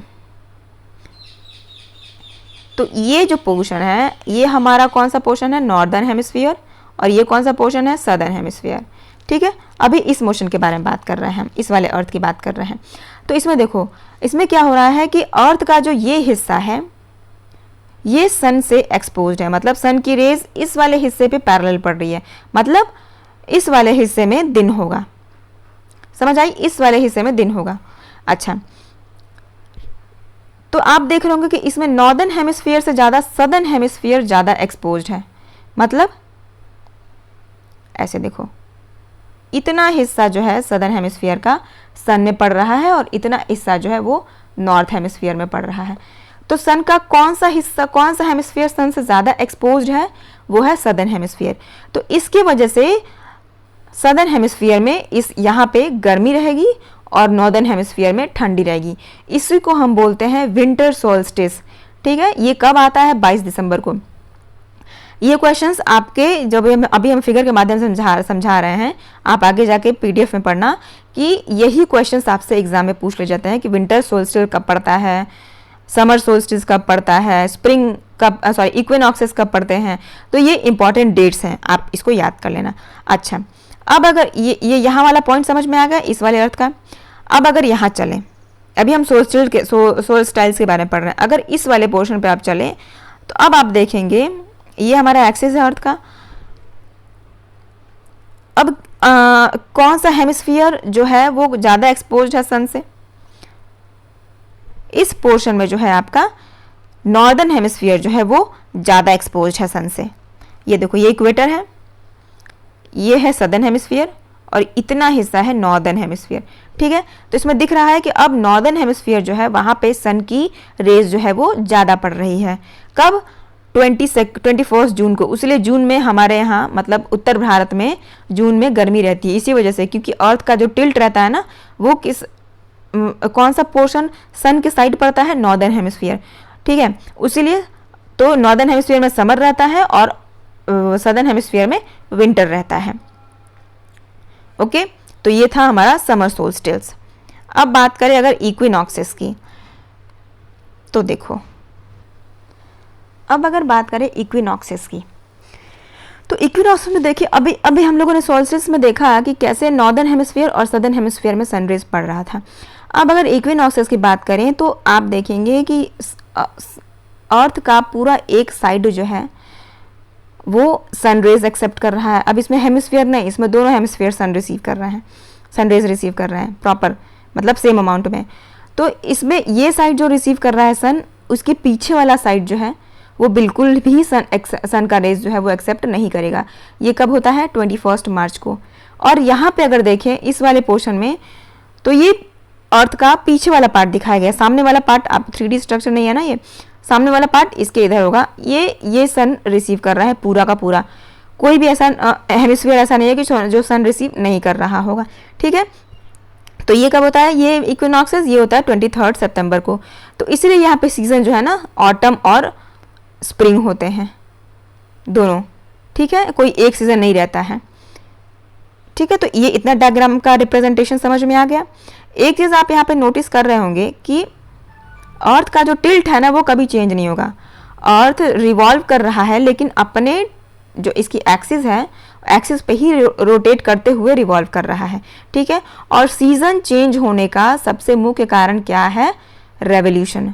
क्वेश्चंस ये आते हैं कि सीजन किस वजह से चेंज होते हैं? क्योंकि अर्थ जो है वो रेवोल्यूशन देता है और रेवोल्यूशन करता है, रिवॉल्व करता है सन के किनारे। अर्थ डे एंड नाइट किस वजह से होते हैं?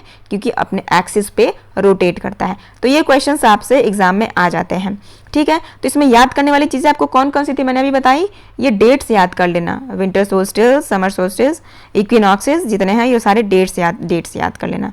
आइए अब इसका डिस्कशन देख लेते हैं। अभी तक ये पूरा समझ लिया हम लोगों ने, अब PDF में देखते हैं क्या लिखा हुआ है।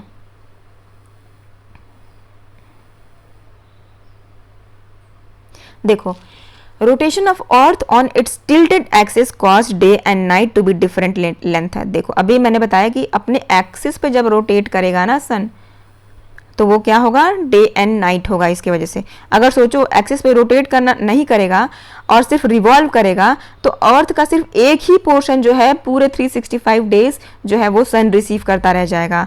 और जो सन रिसीव नहीं कर रहा है वो वहाँ पे लाइफ की पॉसिबिलिटी होती ही नहीं, क्योंकि वहाँ पे एक्सट्रीम विंटर होगा।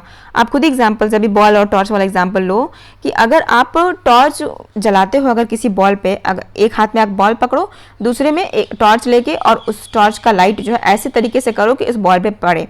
अगर वो बॉल एक कांस्टेंट तरीके से आप पकड़े हो तो बॉल सिर्फ एक ही जगह पे पहुंचेगा, एक ही जगह पे, सॉरी, लाइट जो है सिर्फ एक ही जगह पे, एक बॉल के एक ही पॉइंट, एक ही हेमिस्फीयर में पहुंचेगा। बट अगर उस बॉल को आप धीरे धीरे रोटेट करते हुए अगर उसमें लाइट डालते हो, टॉर्च का अगर लाइट उस पर जाती है, तो आप देखोगे कि बॉल के चारों तरफ लाइट पड़ रही है।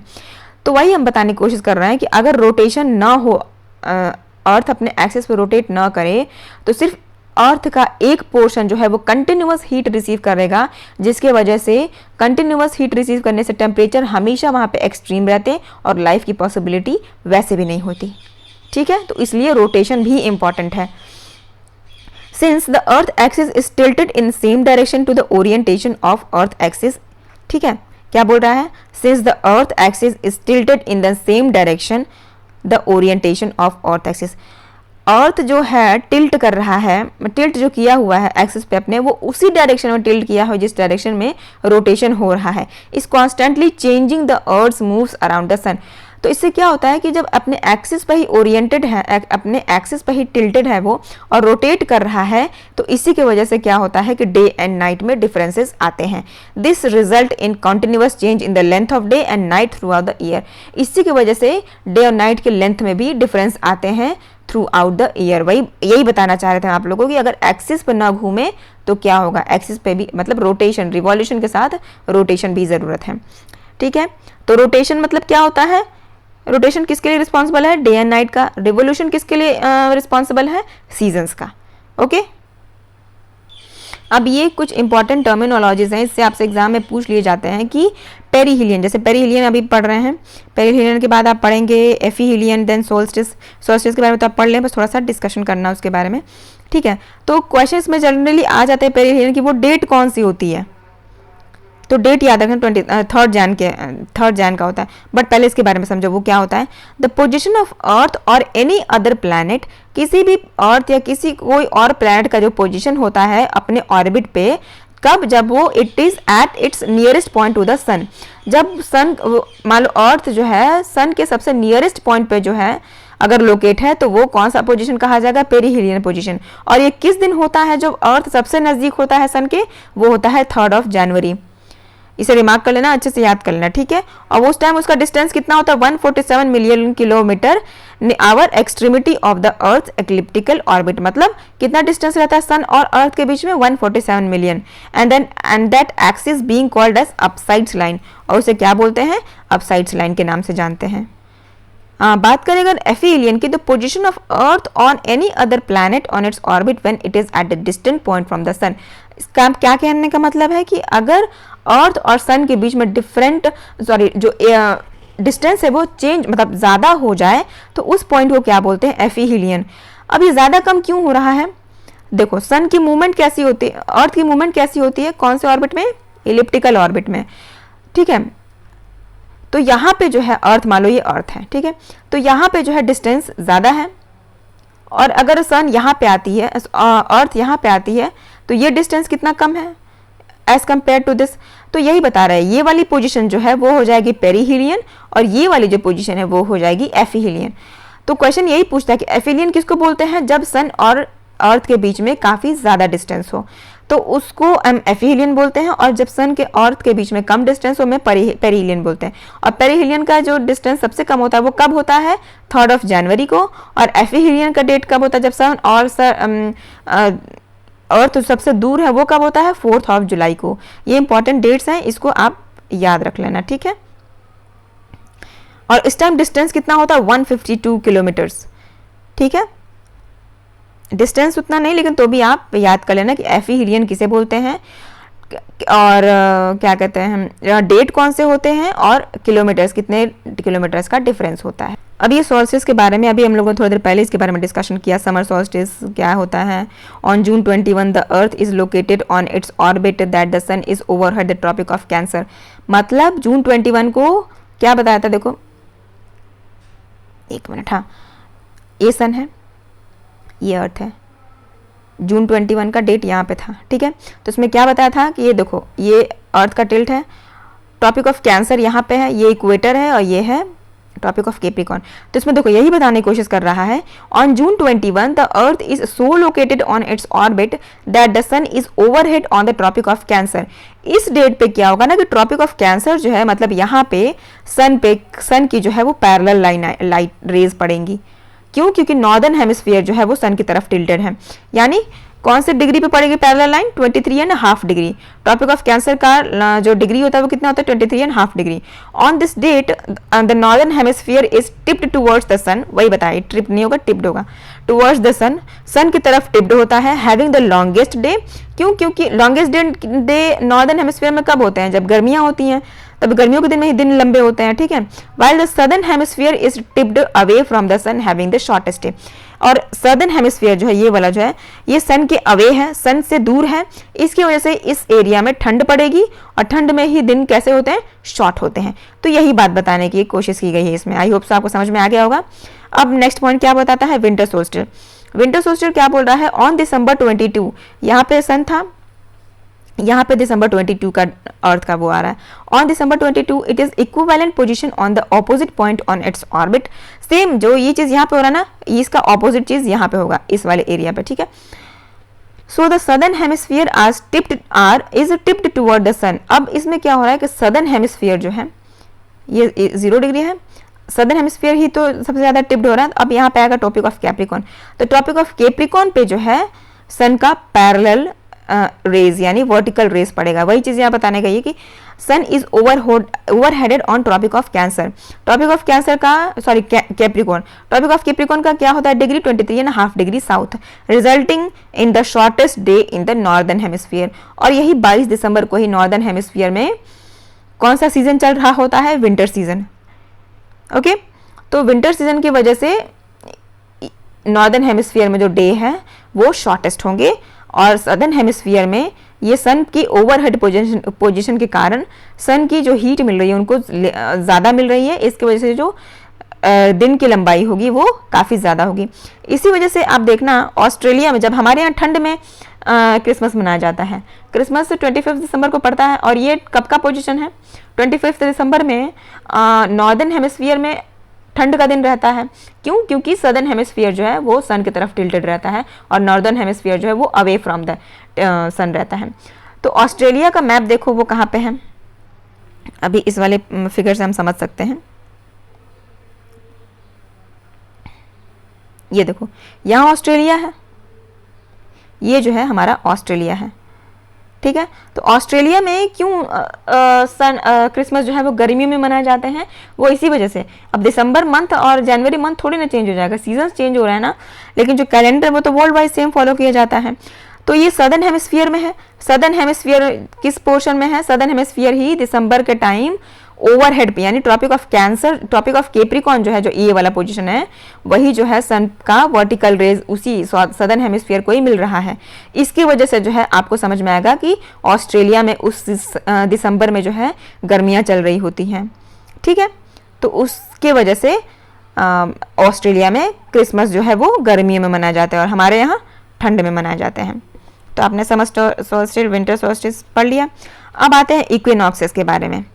2 days in a year when day and night are equal throughout the world are equinoxes. 2 ऐसे दिन होते हैं पूरे साल में जहाँ पे दिन और रात दोनों बराबर होते हैं, उसे हम क्या बोलते हैं? इक्विनॉक्सेस, ठीक है। Falling midway between the dates of solstice, midway between, अगर सोल्स्टाइल के मिड डेट के बारे में सोचें तो वो क्या बताता है? On this date the earth axis lies at 90 degree. Earth की जो एक्सिस है वो कितने डिग्री पे रहती है? 90 डिग्री पे रहती है, to the line joining to the centre of the earth. आप इस फिगर से समझो, इस फिगर से आपको अच्छे समझ में आ जाएगा। ये देखो, यही इसमें बताने की कोशिश की जा रही है कि इसमें कोई भी एक ऐसा हेमिस्फीयर नहीं है कि जिसको आप बोल सकते हो कि ये नॉर्दर्न हेमिस्फीयर जो है सन का कंप्लीट सन रिसीव रेज जो है वो रिसीव कर रहा है, या सदर्न हेमिस्फीयर टिल्टेड है सन की तरफ ज़्यादा, ऐसा नहीं है। यहाँ पे एक हेमिस्फीयर जो है पूरा का पूरा सन से प्रॉपर रेज जो है दोनों हेमिस्फीयर एक साथ पा रहे हैं। दोनों को आप ये नहीं बोल सकते कि नॉर्दर्न हेमिस्फीयर कम पा रहा है, सदर्न हेमिस्फीयर ज़्यादा पा रहा है। तो ये कब डेट को होता है? 21 मार्च और 23 सितंबर को। डेट अच्छे से याद कर लेना, ठीक है। यही बात यहाँ पे समझाने की कोशिश की गई है, ठीक है। यही बात बोल रहा है कि the northern and southern hemisphere is inclined towards the sun, मतलब कोई एक ही हेमिस्फीयर नहीं है, दोनों के दोनों जो है सन की तरफ इंक्लाइंड है। अब देखो द वर्नल इक्विनॉक्स, अब ये क्वेश्चन आ सकता है कि वर्नल इक्विनॉक्स कब आता है? वो आता है 21 मार्च को। फिगर में आप फिर से देखना, समझ में आ जाएगा। And it is also called as spring equinox, और उसे स्प्रिंग इक्विनॉक्स भी बोलते हैं। और जो ऑटम इक्विनॉक्स होता है वो आता है कब? 23 सितंबर को। वर्नल इक्विनॉक्स और ऑटमनल इक्विनॉक्स जो है, ये दोनों का टर्मिनोलॉजीज जो है आप याद कर लेना, एग्जामिनेशन में क्वेश्चंस ऐसे आ जाते हैं, ठीक है। तो ये था हमारा आज का पूरा डिस्कशन, जिसमें हम लोगों ने क्या क्या पढ़ा? लॉन्गिट्यूड के बारे में पढ़ा और मोशन ऑफ अर्थ के बारे में पढ़ा। लॉन्गिट्यूड लैटिट्यूड दोनों पढ़ा हम लोगों ने, कैसे लैटिट्यूड जो होता है वर्टिकल लाइन होते हैं और लॉन्गिट्यूड जो होता है वो लैटिट्यूड जो होते हैं वो हॉरिजॉन्टल लाइन होते हैं, लॉन्गिट्यूड जो है वो वर्टिकल लाइंस होते हैं। और लैटिट्यूड्स को हम डिग्री में जैसे मेज़र करते हैं, plus north south direction, north और साउथ हेमिस्फीयर होना चाहिए, वैसे ही हम लॉन्गिट्यूड को भी डिग्री में मेज़र करते हैं, बट ईस्ट और वेस्ट, क्योंकि प्राइम मेरिडियन जो है यानी 0 डिग्री लॉन्गिट्यूड जो है वो भी अर्थ को 2 डिवाइड में पार्ट करता है, बट ईस्ट और वेस्ट हेमिस्फीयर में। और इक्वेटर भी है, ग्रेट सर्कल जो 0 डिग्री है वो भी अर्थ को 2 इक्वल हाफ में डिवाइड करता है, but northern and southern hemisphere में। वैसे ही हम लोगों ने मोशंस ऑफ द अर्थ के बारे में पढ़ा, इक्विनॉक्सेस के बारे में पढ़ा, सोल्स्टिस के बारे में पढ़ा, कैसे दिन किस फिनोमेना की वजह से दिन और रात होते हैं, किस फिनोमेना की वजह से सीजन्स चेंज होते हैं। ये आज का डिस्कशन थोड़ा साइंटिफिक था लेकिन बहुत ही इंपॉर्टेंट था, क्वेश्चंस इससे बहुत अच्छा अमाउंट में पूछे जाते हैं। सो अगर आपको कोई भी दिक्कत हो, लेक्चर में कोई ना समझ में आ रहा हो कोई टॉपिक, आप मैसेज करना, आपको नंबर दे दिया गया है। अगर ना समझ में आया कोई कॉन्सेप्ट तो ठीक है। Hope so you have like this video. अगर ना समझ में आए तो 2-3 बार वीडियो को प्ले करके ज़रूर देखना। Okay student, thank you so much.